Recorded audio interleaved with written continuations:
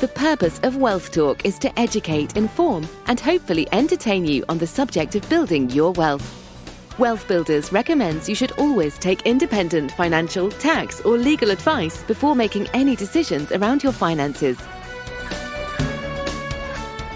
Welcome to episode 123 of Wealth Talk. My name is Christian Rodwell, the Membership Director for Wealth Builders, and I'm joined today by our founder, Mr. Kevin Whelan. Hi, Kevin. Hello, Chris, and good to be with you again. Yes, so it's that time in the month where we shine the spotlight on one of our members. And this month, that member is Mr. Paul Wareham. And Paul is not just a member of the Wealth Builders Academy, but also one of your private mentoring clients, Kevin. So today we're going to kind of talk a little bit about what the mentoring relationship looks like with certain people. Yeah, mentoring is a fascinating issue. And of course, for the longest time, Chris, I've been acting as a guide. And that's how the program got started, wasn't it, really? I was providing that one-on-one support for high-income, successful people, just like Paul, really, super successful in their ability to earn money, but often struggling to turn that earning into asset income, so that they could create wealth. And so I've been doing that for a very long time. So only a small proportion of the overall membership need that acceleration, want that acceleration, and have got the financial resources in order to make that work. But it's a very powerful thing. And, let's hear Paul's story, and then, we can debrief a little bit more about time saving and other forms of leverage that, really critical when you're dealing with successful people who almost always are time poor. That's the key issue. It's the leverage on their time. That's the primary outcome that they're seeking. Yeah, so I'll be walking Paul through our 9-step recurring revenue roadmap so we can pull out some of the stages that have helped Paul to move from a place of financial insecurity to now generating multiple streams of recurring income. So let's have a listen now to our conversation with Paul Wareham. Paul, welcome to Wealth Talk today. Thank you. Great to have you on. Now, we every month we invite one of our members, Paul, from the community to share their progress since they've joined us. And you've had a slightly different relationship because you've actually been one of Kevin's mentor clients. So we'll obviously hear how that's been working out for you today, Paul. And as usual, we'll kind of follow along our 9-step recurring revenue roadmap so we can see the stages and the steps that you've taken to build up more recurring income. So are you ready to get going? Absolutely. Okay, well, the starting point then, I think, Paul, is really to understand how you first came across Wealth Builders and what attracted you to working with us. Yeah, Chris Henry is a personal friend of mine, and he had started his journey into SaaS and association with Wealth Builders some time ago, 4 or 5 years ago. And I used to work with Chris, and Chris was talking to me about SaaS and how it kind of changed his life. The financial freedom that he had. We both had good pensions from our employer. And I just felt as if it was time to take control of my funds. And Chris introduced me to Kevin, and Kevin helped me with my pension transfer into a SaaS, and then became my mentor. So, which was the start of the journey, really. Yeah, and this is approximately 18 months ago or so? A bit longer than that, about 2.5 years ago, 2.5 years ago when we started the discussions, I suppose, with Kevin. Yeah, and 18 months ago, Kevin has been a mentor for me since then. Yeah. Okay, and tell us a little bit about kind of what life looked like for you at that time, Paul, in terms of employment and how much time you had available. Yeah, I suppose I had a good pension and a good job. I'd run, and I'd still run, the biggest surveying firm in the UK and the second biggest conveyancing firm in the UK. So big job, time poor, but and not particularly asset rich either, other than the home I lived in. Financial insecurity, I think, in the way that you would describe it. Nothing coming in from assets, property, but a decent job with a decent salary. Yeah. And in terms of mindset, we always talk about there being a catalyst. There's always something, a reason that kind of propels you into wanting more. Was there anything specifically for you, Paul? A couple of bits really. One was taking control of my pension and actually not feeling as though that was at risk of, if I passed away for that to be eroded. So taking control of that and having a legacy in terms of my pension fund. And the other bit was I've always been in and around financial services and property, but I'd never earned a penny from it really, other than my salary. So it really interests me. But I just really didn't know how to get going. I didn't know what steps I should take really to kind of start to leverage what I did have to kind of make any kind of income.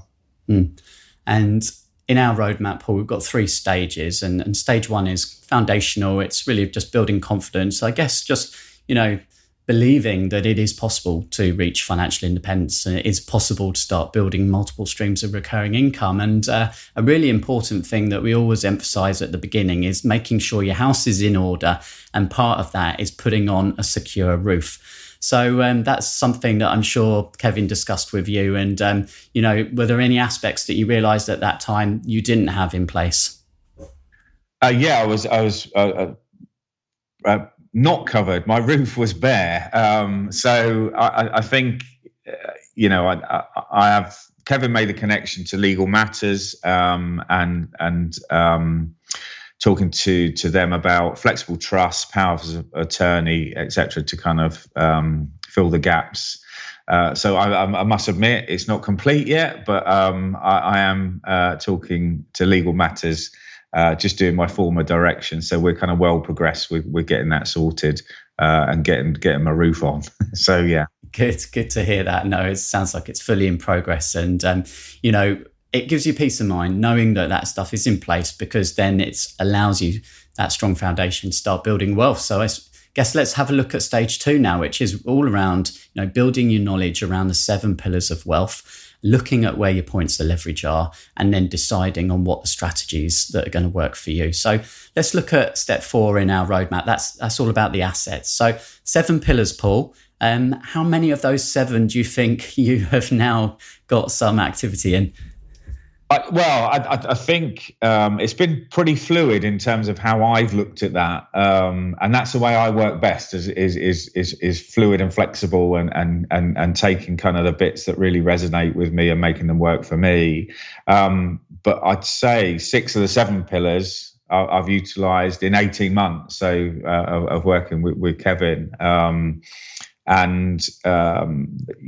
Initially focused in how we could make my house, my home that I lived in, and leverage that. My pension obviously was the bit that was really going to make the difference in terms of getting some momentum. Starting to kind of build property, joint ventures. So I've started a joint venture with an ex-colleague. I mentioned earlier I was time poor, he's time rich, and that has worked fantastically well. So we started 2 businesses earlier this year. We've kind of bought and sold, and we've started a development project to put a 5-bedroom house on a 2-bedroom bungalow. So that's exciting. And the spades go into that in October. So really looking forward to kind of doing that. And also, and really kind of fresh off the press, really, I've always been in businesses that have created money for other people. And I'm going to go it alone. So actually using my intellectual property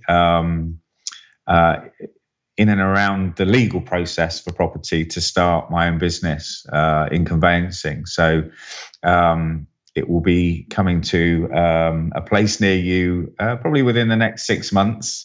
But hopefully, I can kind of engage with the wealth builder community and offer a service. So, really looking forward to that. That excites me. Wow, big news there. Thank you for sharing, Paul. An exclusive. So, okay. So yeah, I mean, in 18 months to really go from kind of no pillars to 6 out of the 7, that is impressive. And with a full-time job and, a job with lots of responsibility there, Paul, how have you managed your time? How are you, is it maybe some helpful tips for others that are finding themselves trying to build wealth whilst also trying to manage a full-time job? Yeah, I think if you're time poor, it's just about allocating the time. And Kevin kind of right from the off was saying it's probably half a day to a day a month. And that's to get you kind of your knowledge and your understanding up. And when I sat down with Kevin, there were 3 things really: confidence, connection, and knowledge. Not particularly in that order. And what I really wanted was security, because at the time we were going through Brexit, COVID had just hit, and I was just about to take a sizable sum from my pension and put it into effectively this self-managed scheme. So the security and understanding that the investments that I was making were going to pay back. I know there's no guarantee, but really doing the work on due diligence and things like that to make sure that what I was investing in was going to pay, and I wasn't going to lose the funds that I was kind of investing. So I think, I spend a little time, but focus absolutely on property, on those 7 pillars, on what you can leverage. And where you'll be amazed where you can get to in a short space of time, I think, once you focus. Yeah, well, that takes us nicely on to step 7 there, Paul, which is moving into stage 3, which is focus. So this is where we obviously, teach all of our members about the wheel of wealth, and that consists of education, support, connections, due diligence, and then guided action. And one of Kevin's mantras is never let 30 days go by without doing something to build your wealth. So, as you've just said, Paul, you have a finite amount of time, and the key is making sure that that's, income generating time. You're not drifting. And how have you found, speaking to Kevin every 30 days and then having actions, being able to delegate things, a combination that's helped you? It has, yeah. I mean, my wealth dynamics profile is I'm a star, plenty of ideas, but lacking in structure. So Kevin has been great in providing me that expert structure in terms of what I'm trying to do. So always I have plenty of ideas. Always, I'm kind of running off here, there, and the other. And what he has done is kind of brought that into priority focus, really, and really, discounted some, changed my thinking on others, but prioritized kind of really what I was looking at. So the next 30 days becomes more productive because actually I'm focused on fewer things, and that's whilst juggling a job and things like that. Is that focus is a real premium, I think, because without it, I think without any kind of input, I would be all over the place, and I'd be doing things that are wasteful of time and money. And what it does do is it helps to really focus on return. It focuses on the right type of investment, the right type of connection. And Kevin's been incredibly good at kind of putting me in front of people that I can help in terms of investment that give me a return, that are experienced with property, that have a great track record, that minimize the amount of risk. They do their due diligence, and wealth builder. Not saying they've got a wealth builder stamp of approval, but those relationships have been, I don't know, that they've provided a good return for me over 18 months. So, and I'm really grateful, because without Kevin, I wouldn't have had those relationships. I wouldn't have had the confidence, after 6 months to start my own business and start buying property and start developing property. I mean, that's something 18 months ago I couldn't even imagine doing. I'd have run screaming for the hills, but I'm doing it now. So and loving it too. Absolutely. And I think what you've done remarkably well, Paul, because I've joined several of those mentoring calls with Kevin, and is your consistency. every month, every time, there's always something to report. And, whether it's small steps or bigger steps. And we know that the wealth building journey is not a linear journey. There's some months where there's loads going on, some months where it's very quiet and you're waiting for things to happen. But you've always been taking steps forward. And I think that's why you've made such great progress. Yeah, I feel, if I look at myself 18 months ago and think, lacking in confidence, no connection, no real knowledge of how, to turn both my pension and property into a recurring income. And now, I've got 5 investments with other projects out there. I've got 2 businesses that have bought and sold property or are buying and developing property. I've got some other ideas with regard to kind of more locally starting to generate a recurring income from the money that I've got in my house. Then it's just chalk and cheese in terms of how I've got there. And I wouldn't have been able to do that without Kevin's involvement, because I know I'd have gone down rabbit holes and I'd have wasted money and time. And that's, that would have taken a lot longer to kind of get going. So step 8 is results. So let's look at what that actually means in terms of your wealth levels now. So you said at joining, we're in security with 0 recurring income. What does that look like now for you, Paul? So £2,500 recurring every month, and then also the profit that I'm making from the development company as well. So that was the first deal we did there was earlier this year, and we bought and sold and flipped effectively in 9 weeks. And that was £35,000 lump sum effectively that I made out of that transaction. So that was great. And then the project they're working on at the moment, which is a 2-bedroom bungalow to a 5-bedroom house, that won't mature until kind of spring next year, but that will be in the region of £100,000 return for me. So that's, those kind of numbers and that return is something I could have only dreamed about 18 months ago. And results can come, as you rightly say, as capital or cash flow, and both are good. We obviously measure the wealth levels in terms of recurring income. So does that put you around about security level now then, Paul? No, not quite. But having just taken on a bigger mortgage in a bigger house, then I need to do a bit more work. But if I can repeat, I will repeat what I've done in the last 18 months in the next 18 months, then I'll certainly be a long way towards that. Fantastic. Okay. Well, the journey's good so far. The final step really is accelerate. So I guess just looking forwards, as you've mentioned, Paul, to the next 18 months, what do you think are going to be the key things that are just going to keep you on track and continue to build that wealth? I think starting a new business is going to, that is a big opportunity. The conveyancing market in the UK is quite disparate, so brings opportunity and alongside the property market. So I think that's a big thing.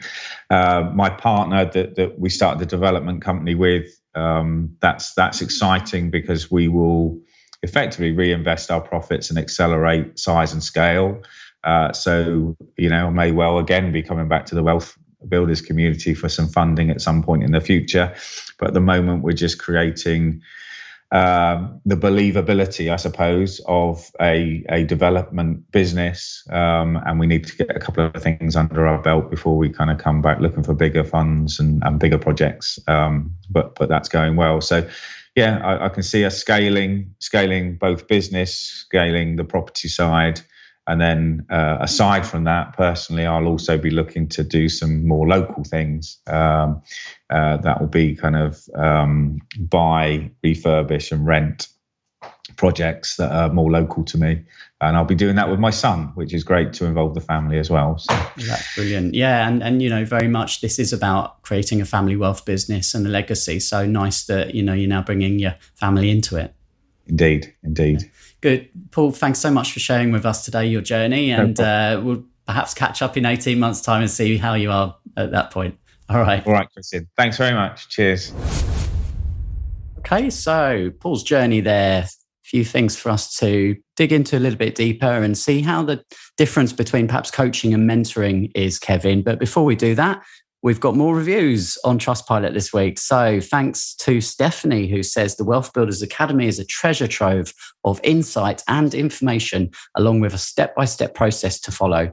Kevin and Chris are exceptional guides to the process. I particularly enjoy being part of the Wealth Builders community of people who share similar values. It's made all the difference. Wow, treasure trove. I don't think anybody's used that language before. I like that. I like that. Yeah. I never thought of us being the custodian of the treasure. But nice one. Thank you very much, Stephanie. Very much appreciate your kind words. Yeah. So getting back to Paul then. So Paul said, obviously, he's been working directly with you, Kevin, for about 18 months. And it was a connection, right? So we know Wealth Builders is built on education, support, connections, trusted connections to professionals, but also, people who have been previous clients who are now friends. And in fact, with Chris Henry, is now one of our wealth coaches as well. Yes, everyone's on an interesting journey to build their wealth. And, we got to say thanks to Chris for making the connection to Paul. But, I immediately resonated with Paul, just a super smart, very sophisticated, and, above all, what I love about mentor clients is how humble they are.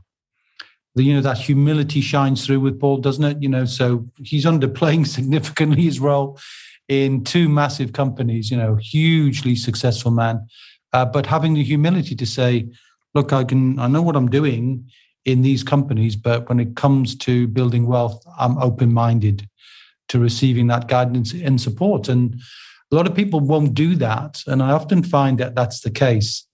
Particularly, that alpha male syndrome that can come up when people, I suppose, they don't want to admit they don't know.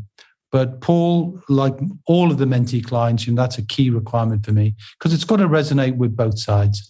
They've got to be a great fit for me and I've got to be a great fit for them. And I have to say, Paul was just a perfect person to work with because he took his time, but he was willing to take action quickly. So he took his time evaluating his thinking, but then immediately turned it into action. And I was very impressed, as you can see, that moving from an accelerated journey, most people are getting to financial security and then onto independence within 5 years, and he's done a significant job within 18 months. And some of that was going through some major changes in those businesses, which took his eye off the ball for a while. So I think he's probably had a condensed version of that, if truth be told.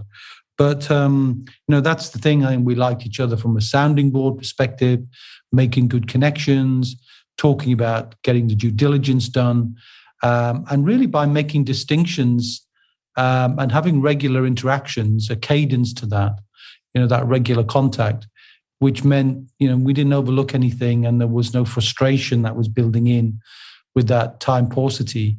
Having achieved anything this month, because we always had that regular catch-up call. And he was also great in terms of his contribution in the community. He was always willing to share what he was doing. He was open to that. So just a perfect mentee candidate, really. And so thrilled to have worked with him.